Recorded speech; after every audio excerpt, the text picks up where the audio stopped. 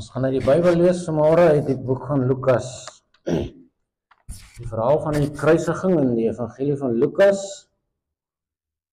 En laat jou hart maar vol word van bewondering vir die koning en van toewyding.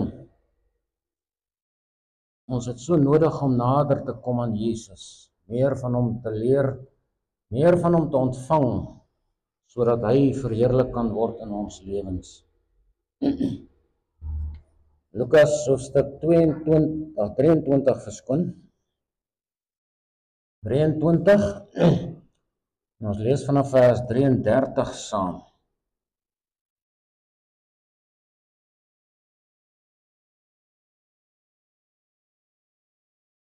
En toe op die plek kom wat hoofskedel genoem word, het hulle hom daar gekruisig.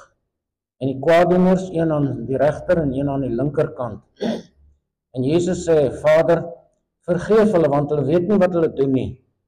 En hulle het sy klere verdeel en die lot daaroor gewerp. En die volk het staan en aanskou. En die owerstes het saam met hulle ook geskimp en gesê, ander het hy verlos, laat hy homself verlos as hy die Christus, die uitverkoning van God is. En die soldaat het hom ook bespot en gekom en vir hom asyn gebring en gesê, as hy die koning van Jode is, verlos u self. En daar is ook opskrif bokant hom geskryf in Grieks en Romeins en Hebreëse letters, hy is die koning van die Jode. En een van die kwaaddoeners wat opgehang is, het hom gesmaad en gesê, as u die Christus is, verlos u self en ons. Maar die ander een antwoord en bestraf hom en sê, vrees jy ook God nie, terwyl jy in dieselfde oordeel is? Ons tog regverdiglik, want ons ontvang die verdiende loon vir ons dade, maar hy het niks verkeerds gedoen nie. En hy sê vir Jesus, dink aan my, Here, wanneer jy in die koninkryk kom. En Jesus antwoord hom, voorwaar ek sê vir jou, vandag sal jy saam met my in die paradys wees. En dit was omtrent die 6de uur, en daar het duisternis oor die hele aarde gekom, tot die 9de uur toe, en die son is verduister, en die voorhangsel van die tempel het middeldeur geskeur. En Jesus het met 'n groot stem uitgeroep en gesê, Vader, in u hande gee ek my gees oor. En toe hy dit gesê het, blaas hy die laaste asem uit. En toe die hoofman oor 100 sien wat daar gebeur, het hy God verheerlik en gesê, waarlik, hierdie man was regverdig, en die hele skare wat vir hierdie skouspel bymekaar was, het hom op hulle borste geslaan toe hulle sien wat gebeur het, en hulle teruggegaan. En al sy bekendes het ver weggestaan, ook die vroue wat hom van Galilea gevolg het, wat hierdie dinge gesien. Net tot sover, om het hier reggemaak.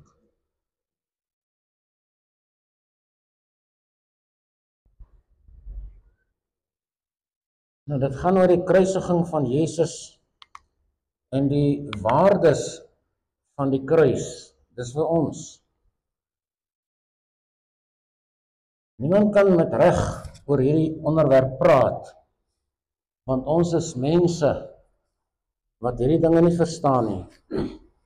Ons kan nie reg laat geskied aan hierdie gebeurtenis as ons daaroor wil praat nie. Ons was nie daar nie, ons weet nie wat dit was nie. So ons probeer maar net wat die Bybel sê, 'n bietjie oopbreek en verduidelik en op die waarlikheid van die boodskap daarvan ingaan, om dit op ons toe te pas wat nou lewe. Want as jy hierdie dinge verby laat gaan in jou lewe, gaan jy ongelooflike skade ly. Die kruis van Jesus Christus is die sentrale punt in die heelal. Jesus is die sentrale persoon in die heelal. En alles gaan om hom. En alles in die Bybel gaan om kennis van Jesus Christus. En hierdie dinge hang saam daarmee. So die kruisiging en die kruis is die twee dinge wat ek net kortliks met u wil deel. En dit gaan daaroor, die kruisiging van Jesus is die duurste transaksie wat ooit in die heelal plaasgevind het. Niks kan duurder wees as dit nie. Dit is ook so duur omdat dit nooit herhaal kan word nie. Daar kan nie weer iemand gekruisig word vir die mensdom se sondes nie. Dit is onmoontlik. Dit is so duur omdat God dit nog nie net een keer kan bekostig nie. God het nie nog 'n seun wat vir die sondes van die wêreld kan sterf nie. God kan dit nie weer herhaal nie. Dis een ding wat God nie kan doen nie. Hy kan nie hierdie ding herhaal nie. So dit is hoekom dit so duur is. Dit is hoekom dit so belangrik is dat 'n mens hierdie saak reg insien en reg reageer daarop met jou hele wese, gees, siel en liggaam. Nou dit is so duur ook omdat dit die enigste prys is vir die ewige lewe. Geen ander middel kon die ewige lewe beskikbaar stel vir die mens, vir jou en my nie. Niks nie. Nie die wet nie, die wet het gefaal, nie tradisies nie, nie kerke nie, nie gelowe nie. Dis net hierdie geleentheid wat God die duurprys betaal het vir die ewige lewe, sodat ons dit verniet kan ontvang. Ongelukkig is dit so, dat die meeste mense op die aarde by die dinge verbyloop. En omdat die ewige lewe verniet is, wil hulle dit nie hê nie. Daar's baie dinge wat vir hulle belangriker is as hierdie groot gawe van God. Maar die vraag is, watter waarde heg die mens dan aan die kruisiging? Dwars deur die eeue is dit bewys dat mense dit verag, dat hulle dit verafskie, dat hulle dit minderwaardig ag. Baie kerke en mense wat die wet verheerlik teenoor die genade, skuif dit op sy en hulle bepaal hulle by die wet. Dis die ding en daai ding wat jy moet doen om in die hemel te kom of reg te lewe, wat glad nie hiermee strook nie. Die mense heg sekere waardes aan die kruis en die kruisiging van Jesus. Die grootste en die eerste wat ons mee te doen het, was die tyd daar toe Jesus nog geleef het, die waardebepaling van Jesus wat in Getsemane plaasgevind het. Wat het hulle gesien en gedoen? Toe hulle die seun van God daar sien en Judas kom en hy soen hom en hy verraai hom. Dit is die waardebepaling wat deur Judas en die Fariseërs gedoen is. Hulle het gedink hierdie is maar net weer 'n rabbi wat hier kom. Net een wat weer 'n klomp volgelinge agter hom versamel het en nou gaan hy maar net weer die ewigheid terug in. Maar hulle het die bewyse gehad dat hy God is. Hy het baie bewyse gegee dat hy die seun van God is en dat hy God is. En hulle het dit versmaai. Maar God gee die antwoorde, wat was die waarde wat hulle aan Jesus geheg het hier in die tuin van Getsemane. In Sagaria hoofstuk 11 tot vers 12 tot 13 staan daar, toe hulle my loon afgeweeg het, 30 sikkel silwer, hierop sê die Here vir my, gooi dit vir die pottebakker, die heerlike prys waarmee ek deur hulle gewaardeer is. 30 silwerstukke.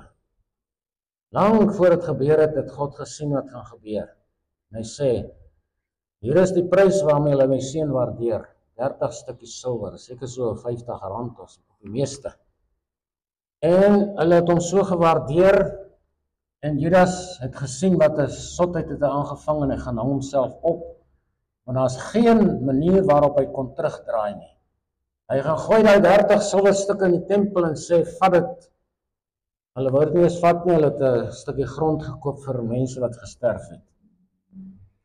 Maar is nie daai mense in Getsemane wat 'n ware bepaling van Jesus gedoen het nie, ons doen dit ook. Elkeen van ons het 'n ware bepaling. Hoe waardeer ek Jesus en hoe sien ek hom en wat beteken hy vir my in my persoonlike lewe? Ons het elkeen 'n ware bepaling van die seun van God. Nou ons godsdiens en verhoudings bewys dit in ons praktyk. Hoe ek hom dien, my verhouding met God en my persoonlike verhoudings met mense, wys my wat is my bepaling van die waarde van die seun van God. Die Bybel sê vir ons, daar's 2 hoofwette waar in die wet saamgevat word. Jy moet die Here jou God lief hê met jou hele hart, met jou hele siel, met jou hele verstand en jou naaste soos jouself. Nou sê die Bybel vir ons, jy sê het God lief, maar bewys dit. En die Bybel sê vir ons, hoe bewys ons dit dat ons God lief het? Hy sê, jy moet bewys deur hoe jy met mense werk, jou naaste behandel. Dis hoe jy God waardeer. Dis die waardasie wat kan Jesus heg, hoe ek met my medemens omgaan. Nie hoe ek sê, ek het God lief en ek praat sulke dinge nie. Dit werk nie so nie. Nou die tweede waarde van die mens se siel is ook bewys daar op Golgotha. Ons het reeds daarna gekyk. Maar op Golgotha word daar bewys wat is die waarde van jou siel hier binne in jou liggaampie. Jou siel is die werklike jy. Jou liggaam is nie jy nie. Jy bly in jou liggaam totdat hy wurmkos word. Jou siel is jy. Jou siel het 'n gees binne in hom wat jou lewe gee. Nou op Golgotha het Jesus bewys en God het bewys in sy drie enige genadige optrede watter waarde heg hy aan elkeen van ons se siele wat binne in hierdie liggaampie woon. 1 Korintiërs 6 sê, weet julle nie dat julle liggaam 'n tempel is van die Heilige Gees wat in julle is, wat julle van God het en dat julle nie aan julleself behoort nie? Julle is duur gekoop. Verheerlik God dan in jou liggaam en in jou gees wat aan God behoort. Wat beteken dit? Hy sê nie in jou siel nie, hy sê in jou liggaam en jou gees wat aan God behoort, moet jy God verheerlik. Hoekom? Want jy is die siel wat deur jou liggaam en deur jou gees God moet verheerlik. Dis hoekom hy sê nie genoem word nie, want jy is dit. Hy sê verheerlik God in jou liggaam, kan ek dit so stel. Siel, verheerlik God in jou liggaam en in jou gees wat aan God behoort. Dit sal dit dalk 'n bietjie verduidelik. So jy woon in jou liggaam en jy het 'n gees. En dis die waardebepaling op Golgotha omtrent jou kosbare, onsterflike, ewig lewende siel wat daar bewys is. Anders sou Jesus verniet gesterf het. Waaroor sterf hy as hy niks werd is nie? Waarvoor sterf hy as hy niks waarde aan jou heg nie? God wys jou waarde vir jou daar aan die kruis. So waarom ons sê soveel mense God se reg met betrekking tot hulle siele? Praat nou met kinders van die Here. Baie kinders van die Here ontsê God se reg op hulle self. Hulle sê dis my lewe, ek maak soos ek wil. Hulle sal dit dalk nie sê nie, maar hulle doen dit. Ek lewe soos ek wil en ek glo wat ek wil glo en ek rig my lewe in volgens wat ek wil, sodat ek gemaklik kan wees, want ons almal wil graag in 'n gemaksone ons lewe deel en deurwerk. Die wonderlikste ding vir 'n mens is jou gemaksone. Dis dalk gemaklik daarin, maar is nie goed vir jou nie. Jy moet daar uitkom en jy moet prakties raak, geestelik en psigies en fisies. So omdat mense weg nie waarde aan hulle ewige siel en hulle verstaan dit nie, hulle weet dit nie. En dan leef hulle so asof die liggaam nou alles is en die tydelike lewe is alles en ek moet dit net geniet en dan sal ek gelukkig wees. Daar is nie geluk in so iets nie. Dis net 'n tydelike selfbedrog wat jy mee besig is. Om te dink dat jy kan in hierdie lewe gelukkig wees. Hoekom?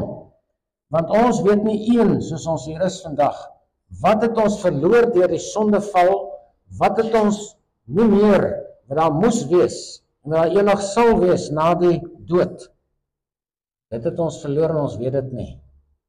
Ons weet nie hoe 'n mens werklik is wat werklik is nie. Nou, Petrus wys ook op die verskil tussen die verganklike en onverganklike pryswaardes wat ons mee te doen het in die praktiese godsdienst en in die lewe. So hy wys vir ons verganklike en onverganklike pryswaardes. Hoor wat sê Petrus? Julle weet dat julle nie deur verganklike dinge, silwer of goud losgekoop is uit julle ydelle lewenswandel wat deur die Vaders oorgelewer is nie, maar deur die kosbare bloed van Christus, soos van 'n lam sonder gebrek en vlekkeloos. Jy kan nie God se guns verdien. En God het jou ook nie met 'n klomp goud gekoop nie. En jy kan ook nie jou ewige lewe en jou saligheid met goud of iets koop nie. Jy kan nie deur 'n ander manier by God uitkom. Deur 'n stelsel te ontwikkel waarin jy dink ek is nou reg nie. Jy moet by die Bybel bly om te sien of jy reg is. Nie deur oorleweringe van mense nie. Hy sê hier, Julle is nie losgekoop uit julle lewenswandel wat deur die vaders oorgelewer is nie. Die vaders vertel dinge wat soms nie waar is nie, en soms nie krag en lewe het in dit nie. Die Bybel het krag en lewe. So die kruis is God se grootste liefdesbewys vir jou en vir my. Romeine 5 vers 8 sê, maar God bewys sy liefde tot ons daarin, dat Christus vir ons gesterf het toe ons nog sondaars was. God sterf nie vir goeie mense nie. Hy sê, hy sterf nie vir mense wat kwalifiseer nie. Hy sterf nie vir mense wat uitverkies is nie. Hy sterf vir sondaars. Johannes 3 vers 16 is die bekendste teks in die Bybel wat sê, want so lief het God die wêreld gehad, die mense, dat hy sy eniggebore seun gegee het, sodat elkeen wat in hom glo nie verlore mag gaan nie, maar die ewige lewe kan hê. Daar is nie sommige mense wat God se guns wen en sê, jy gaan hemel toe, jy gaan nou hel toe, ek kies jou uit vir die hemel of vir hel nie. Dis godslasterlik om dit te sê, dat God mense uitverkies vir die hel. En daar's kerke wat se leer daarop gebaseer is, ongelukkig. Maar God het ons so lief dat elke een in hierdie lewe, ek glo as Hitler dit wou doen, sou hy kon gered word. Sulke mense, enige mens, en niemand is uitgesluit nie, sodat elkeen wat in hom glo, nie verlore mag gaan nie, maar die ewige lewe kan hê. Maar is 'n natuurlike verskil om in Jesus te glo en aan hom te glo. So die kruis van Jesus is 'n waardasie van sonde. Dit wys jou wat die mag en die krag van sonde is. Die geweldige werklikheid van sonde, die hel en die Satan word aan die kruis bewys. As daar nie so iets was nie, het Jesus verniet gesterf. Hy sterf vir jou en my sondes. Hy sterf om ons in die mag van Satan en die sonde en die hel uit los te kry. Die swartste teks in die Bybel is 2 Korintiërs 5 vers 21 sê, want God, hy het hom wat geen sonde geken het in Jesus, sonde vir ons gemaak, sodat ons kan word geregtigheid van God in hom. Ons het nou so 'n bietjie gesien daar, hoe dat die hele wêreldse sonde van verlede en hede en toekoms daarop hom afgekom het en hom daar vergrys het. Die Bybel sê in Jesaja 53, God het hom krank gemaak. God het hom vergrys aan die kruis. Jesaja 52 sê hy was so gemartel gewees dat jy sy ingewande kon sien. Jy kon sien klop sy hart deur sy ribbes. En sy maag het jy gesien. En al daardie dinge. Jesaja 53 sê hy het nie 'n gestalte van 'n mens gehad nie. Daar het net 'n rooi stuk vleis aan die kruis gehang. Nie soos ons hom in prentjies sien nie. Die Bybel sê hy het nie 'n gestalte van 'n mens gehad nie. Jy kon nie sien as 'n mens wat daar hang nie. En ons gaan daar verby. Maar sonde het Jesus doodgemaak. Gelukkig net tydelik. Aan die kruis bewys Jesus dan ook sy mag oor die sonde. Toe hy sê, it is finished, tetelestai in die Grieks, beteken die saak is afgehandel. Die transaksie is beklink in die Grieks. Daar bewys hy sy mag oor die sonde, daar by sonde oorwin. Hebreërs sê vir ons in Hebreërs 9, maar nou het hy eenmaal die volëinding van die eeue verskyn om die sonde deur sy offer weg te doen. Die wat dit aanvaar. Hy het eenmaal verskyn, dit kan nie weer gebeur nie. Romeine 6 sê, omdat ons weet dat Christus, nadat hy opgewek is uit die dode, nie meer sterf nie. Die dood heers oor hom nie meer nie. Want die dood wat hy gesterf het, het hy vir die sonde eens en vir altyd gesterwe, maar die lewe wat hy leef, leef hy vir God.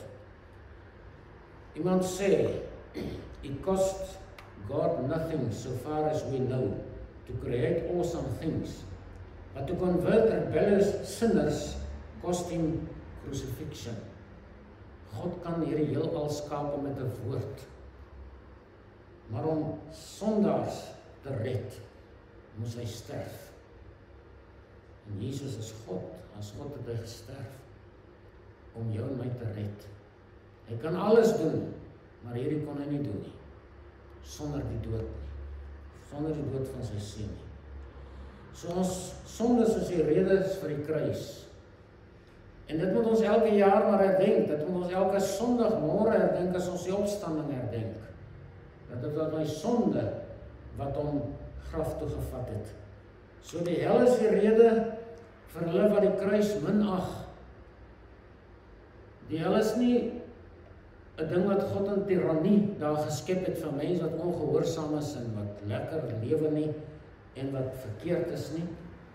Die hel is daar geskep in die eerste plek vir die duiwel en sy engele, maar ook vir die mense wie se name nie in die boek van die lewe geskryf is nie. Openbaring 20 sê vir ons, as dit bevind is dat iemand nie opgeskryf in die boek van die lewe nie, is hy in die poel van vuur gewerp. Dis die tweede dood. Die hel is die rede van die mens wat die kruis. En as ons van die kruis praat, praat ons van die offer wat aan die kruis gedoen is, wat dit minag. En ons kan op baie maniere minag, gaan nou nie negatief raak daaroor nie. Die vraag is net, as jy een van hulle wat die kruis minag, wat beteken dit in die praktyk, oor die algemeen, dat jy weier om jou lewe vir Jesus te gee, dat jy weier om sy lewe wat hy gratis aanbied te ontvang en joune te maak. Johannes 3 vers 3 sê Jesus vir 'n predikant, Nikodemus, Voorwaar, ek sê vir jou, as iemand nie weergebore word nie, sal hy die koninkryk van God nie ingaan nie, of sien nie. En Nikodemus sê vir hom, hoe kan 'n mens as hy oud is weergebore word? Hy kan nog nie tweede keer in die skoot van sy moeder ingaan en gebore word nie. In vers 5 sê Jesus, Voorwaar, ek sê vir jou, as iemand nie gebore word uit water en gees nie, kan hy die koninkryk van God nie ingaan nie. Wat uit die vlees gebore is vlees, wat uit die gees gebore is gees. God sê, jy moet uit water en gees gebore word. Wanneer word 'n mens uit water gebore? Wanneer jy 'n babietjie word, uit jou ma se watersak. Jy word uit water gebore, dan is jy vlees, soos hy in vers 5 sê. Dan word jy uit die Heilige Gees gebore, as jy Jesus Christus aanneem as jou verlosser en jou saligmaker. Dan is jy 'n kind van God. Jy word nie 'n kind van God gebore as jy uit jou ma gebore word nie, glad nie. Ook nie as jy gedoop word nie, ook nie as jy kerk toe gaan nie, ook nie as jy bid nie, ook nie as jy Bybel lees nie. Jy moet weer gebore word. Dis net so 'n transaksie soos wat aan kruis plaasvind het, wat in jou lewe moet plaasvind, tussen jou en jou verlosser Jesus Christus. As jy dit nie doen nie, is jy verlore. As jy dit nog nie gedoen het nie, is jy nog verlore. En daarom, kom asseblief, kry jou saak in orde voordat dit te laat is, voordat die ewigheid kom. So seker as wat die kruis daar was, so seker is die ewigheid op pad. Handelinge 17 vers 30 en 31 sê, God het dan in die tye van onkunde oorgesien en verkondig nou aan alle mense oral dat hulle moet bekeer, omdat hy 'n man uit die dood uit opgewek het. Hierdie man is Jesus. En daar kom 'n oordeel, omdat Jesus leef. En hy gaan die oordeel wat hom nie aanvaar nie. So mag die Here ons genade gee. Ons wat hier sit is moontlik almal kinders van God. Maar wat van die mense daar buite? Wat van die mense met wie jy saamwerk? Wat van die mense met wie jy skouers skuur? Wat van jou familie wat Jesus nie ken nie? Is jy besig met hulle? As jy nie besig is met hulle nie, kind van God, dan verag jy mos die kruis. Jesus het gesê, soos die Vader my gestuur het, stuur ek julle ook. Jesus het gesê in Matteus 28, gaan die hele wêreld in en verkondig die evangelie. Wat is die evangelie? Dis die kruis en sy verlossing. As jy nie daarmee besig is nie, jammer om dit te sê in jou gesig, maar dan is jy besig om die kruis te verydel, om daarby verby te beweeg. Dit help nie om te sê, ek is 'n kind van God, en ek is tevrede, maar wat van my kinders, of my ouers, of my broer, of my susters, of die mense met wie ek saam werk, het hulle nie Jesus nodig nie? Gaan ons nie vir hulle ook eendag in die hel sien insak, as ons hulle gehelp het nie? Hoeveel kindertjies gaan daar eendag in die hel wees, wat vir hulle ma en pa gaan sê, hoekom het julle my nie gewaarsku nie? Hoekom het julle my nie geleer nie? In ons tyd toe nog in 'n ander kerk was, het ons Sondag gery kerk toe, of dan laai die ouers so by die kerk af, en hulle gaan sit en koerant lees in die kar, na Sondagskool kom hulle weer. Dit is so baie mense deur die lewe gaan. Hulle verag die kruis. Mag die Here ons gee om dit nie te doen nie. Amen.